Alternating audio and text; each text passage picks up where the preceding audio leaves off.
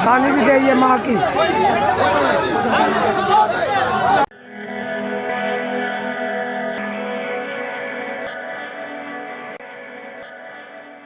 नमस्कार।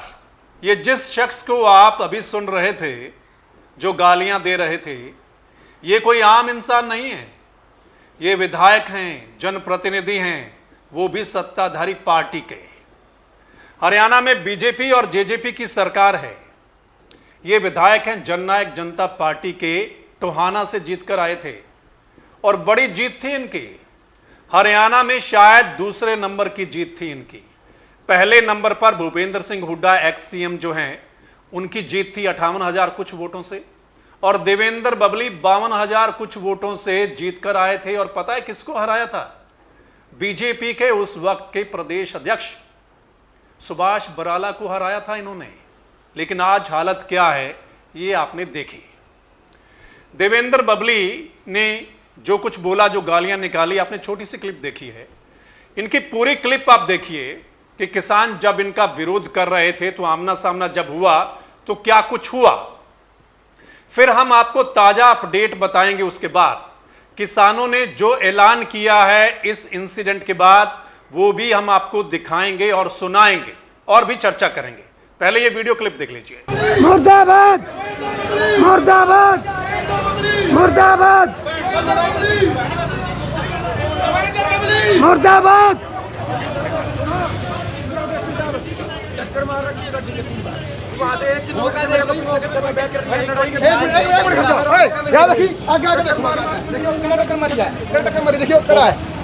चलो कोई नहीं, मैं वीडियो बनाऊंगा। बबली जी कह रहे हैं गाड़ी का टक्कर मारी है, किसानों ने कोई टक्कर नहीं मारी साथियों।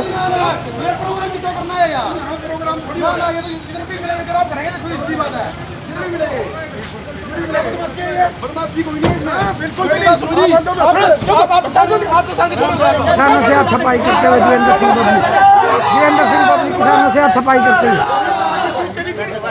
गाली भी चाहिए माँ की।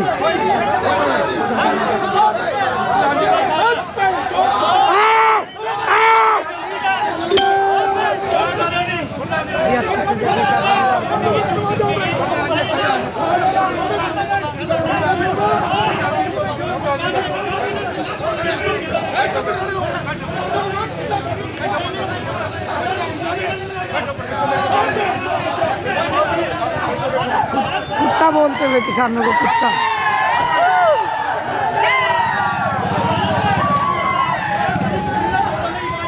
ये देखिए देवेंद्र सिंह बबली ने क्या नहीं किया किसानों को। तो देखा आपने, जब किसानों और देवेंद्र बबली का आमना सामना हुआ तो क्या कुछ हुआ।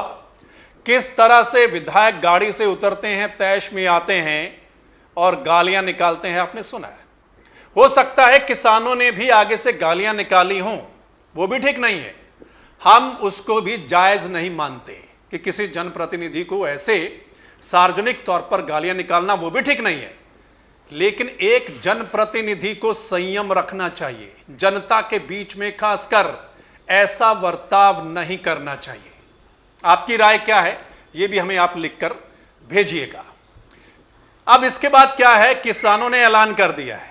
क्या ऐलान किया है? किसानों ने कहा है या तो देवेंद्र बबली माफी मांग लें या फिर देखिए, जो सत्ता में लोग हैं उसका हमेशा से विरोध होता है। शांतिमय तरीके से नारे लगाना, ये तो संविधान ने हमारे को हक दिया। तो ये गालियां निकालनी, ये विधायक थोड़ा ही है, तो गुंडा है। ये तो गुंडे कराया करते हैं गालियां देना। हमने मीटिंग करके फैसला किया है कि अगर कल 9 बजे तक देवेंद्र बबली ने जो गालियां निकाली है अन्नदाता को, वो माफी नहीं मांगता तो हम कल जो है चंडीगढ़ वाला रोड जो जाम करेंगे। सुना आपने, किसानों ने कहा या तो कल तक देवेंद्र बबली जो कुछ कहा है, गालियां दी है, उस पर माफी मांग लें, नहीं तो जो हाईवे है टोहाना चंडीगढ़ का उसको वो जाम कर दें। और अभी खबर ये आ रही है कि किसानों ने आज ही वहां पर जाम लगा दिया है हाईवे पर। अब ये तो एक बात थी। इसके बाद एक जगह और गए हैं देवेंद्र बबली, सिविल हॉस्पिटल में, और वहां पर कई सारी गाड़ियां उनके साथ थी, बहुत सारे आदमी उनके साथ थे, काफी पुलिस बल तैनात था। और खबर वहां से ये आ रही है कि वहां पर किसानों पर लाठीचार्ज भी किया गया है टोहाना इनके दूसरे कार्यक्रम में। देवेंद्र बबली ने जो कुछ बोला है उस बात का असर उल्टा देवेंद्र बबली पर ही आने वाले दिनों में पड़ सकता है। वो कैसे, वो भी हम आपको बताएंगे। लेकिन उससे पहले आप देखिए, पिछला कुछ समय किसानों ने जो विरोध कर रखा है कि वो सत्ताधारी पार्टी के नेताओं का विरोध करेंगे, कहीं आने जाने नहीं देंगे। और आपने ये भी देखा कि मुख्यमंत्री हरियाणा का कई जगह विरोध हुआ है, डिप्टी सीएम का कई जगह विरोध हुआ है और दूसरे मंत्रियों का कई जगह विरोध हुआ है। और आज आपने टोहाना में भी देखा कि देवेंद्र बबली का वहां पर किसान विरोध कर रहे थे। दरअसल जो किसान है वो गुस्से में है, 6 महीने से वो आंदोलन कर रहे हैं, उनकी बात नहीं मानी जा रही है। सर्दी गर्मी में आपने देखा वहां पर बैठे हैं वो, इसलिए गुस्से में आकर वो कुछ बोल भी सकते हैं। लेकिन एक जनप्रतिनिधि को संयम जरूर रखना चाहिए, खासकर सार्वजनिक तौर पर जब वो कहीं जा रहा है तो।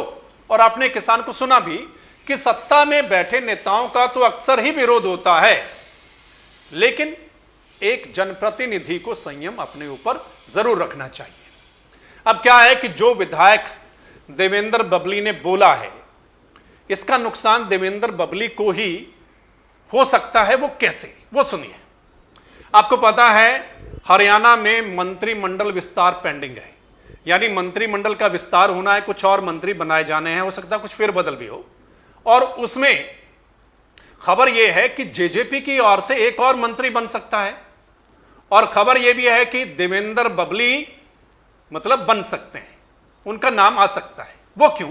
क्योंकि देवेंद्र बबली ने इससे पहले 2-3 बार आवाज उठाई अपनी ही पार्टी के बारे में, अपनी ही पार्टी के बड़े नेता के बारे में वो बोले, लेकिन इस बीच उनको मना लिया गया, 2-3 बार मना लिया गया। तो मतलब ऐसे लगता है कि बात बन गई, और वो शायद बात इस बात पर बनी हो कि देवेंद्र बबली को एडजस्ट किया जाएगा, मतलब मंत्री बनाया जाएगा। हो सकता है ऐसा, तो हो सकता है कि जब मंत्रिमंडल का विस्तार हो तो देवेंद्र बबली का नाम सामने आ जाए, वो मंत्री बन जाए। लेकिन अगर इस तरीके से सार्वजनिक तौर पर वो बोलेंगे तो उसका उल्टा असर हो सकता है, मतलब देवेंद्र बबली के फ्यूचर में जो कुछ होना है उस पर असर हो सकता है।